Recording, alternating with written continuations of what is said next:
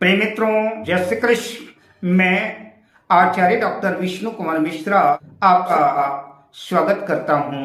आज मैं इस वीडियो पर आपसे चर्चा करूंगा कि कन्या लग्न के जातकों की भाग्योदय कब होगा, भाग्य के सितारे कब चमकेंगे। विषय क्रम में आगे बढ़ूं उससे पहले आपसे आग्रह, अगर आपने अभी तक हमारे इस चैनल को सब्सक्राइब नहीं किया है तो प्लीज चैनल को सब्सक्राइब करें, साथ ही नोटिफिकेशन बेल को भी प्रेस कर लें। यह 6 नंबर से शुरू होने वाली जो जन्म कुंडली है, यह कन्या लग्न की जन्म कुंडली है। कन्या लग्न की जन्म कुंडली में लग्न के और जन्म कुंडली के दशम भाव दोनों के स्वामी जो है तो बुध होते हैं और जन्म कुंडली के नवम भाग्य भाव के स्वामी शुक्र होते हैं। भाग्योदय स्थिति के लिए जन्म कुंडली में लग्नेश का और भाग्येश का, लग्न का और भाग्य भाव का मजबूत होना आवश्यक है। अगर भाग्येश भाग्य भाव में स्थित हो तो कन्या लग्न के जातकों को भाग्य का साथ मिलेगा, सपोर्ट मिलेगा। या कि कन्या लग्न की जन्म कुंडली में भाग्येश शुक्र की दृष्टि भाग्य भाव में हो तो अगर शुक्र की दृष्टि भी अपने भाग्य भाव में है तब भी कन्या लग्न के जातकों को उनका अपना भाग्य साथ देगा, सपोर्ट करेगा। तो भाग्य शुक्र जीवन के 25 वर्ष में भाग्योदय करा देते हैं। जो 25वें वर्ष में भाग्योदय होने के लिए जन्म कुंडली में भाग्येश का मजबूत होना आवश्यक है। भाग्य भाव का स्वामी शुक्र भाग्य भाव में स्थित हो, लग्न में स्थित हो तो जीवन के 25वें वर्ष में कन्या लग्न के जातकों का भाग्योदय निस्संदेह हो जाएगा। लेकिन अगर भाग्येश अपनी नीच राशि में चला गया, भाग्य भाव पर नीच राशि का प्रभाव है या कि भाग्य भाव पर नीच का कोई ग्रह बैठ गया है, भाग्य भाव कमजोर है, भाग्य भाव पर शत्रु ग्रहों का प्रभाव है, पाप ग्रहों का प्रभाव है, तो भाग्योदय में कठिनाई आएगी।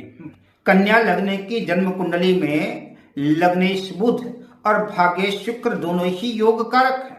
जिस भी जातक की जन्म कुंडली में यह लक्ष्मी नारायण योग बनता है वह विपुल वैभव का स्वामी होता है। उसके पास धन संपदा की कमी नहीं होती, उसके ऊपर लक्ष्मी की सदैव कृपा बनी रहती है, धन धान्य की वृद्धि होती रहती है, उसके पास धन संपदा की कोई भी कमी नहीं होती। जन्म कुंडली में लग्नेश बुध और भाग्येश शुक्र की युति केंद्र या त्रिकोण भाव में कहीं भी हो। यद्यपि लग्न में कन्या राशि में भाग्येश शुक्र नीच के हो जाएंगे, लेकिन साथ में जो लग्नेश बुध जो है अपनी बलवान स्थिति पे रहेंगे, मजबूत स्थिति पे रहेंगे।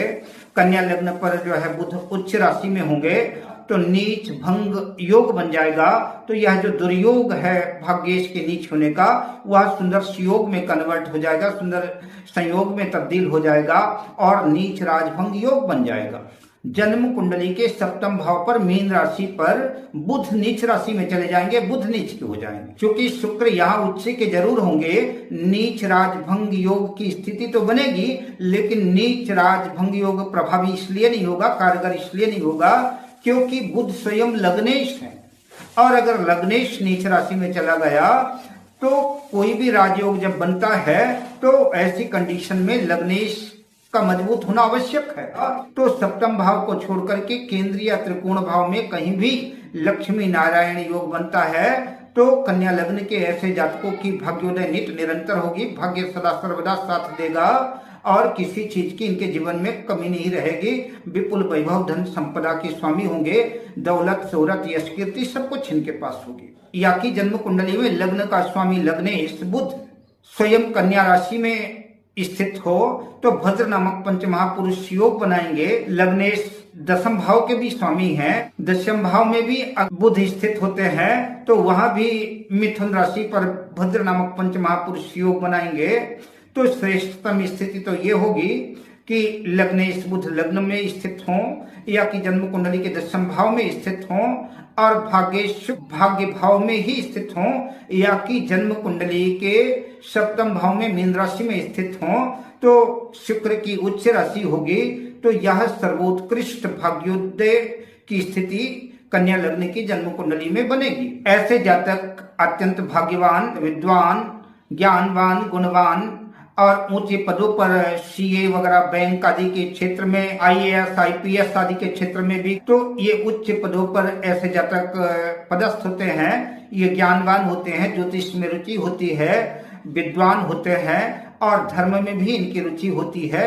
ऐसे जातक नीति कुशल होते हैं। अगर जन्म कुंडली में लग्नेश बुध लग्न में स्थित हैं, भाग्य शुक्र जन्म कुंडली के सप्तम भाव में मीन राशि पे स्थित हैं और लाभेश चंद्रमा भाग्य भाव में वृष राशि पर स्थित है। देवगुरु बृहस्पति कुंडली के एकादश भाव में कर्क राशि में स्थित हो जाते हैं, तो ऐसे जातकों के आय के लाभ के अनेक स्रोत बने रहेंगे कि इनकम कभी बाधित नहीं होगी। प्रभावशाली व्यक्तित्व में इनकी गणना होगी।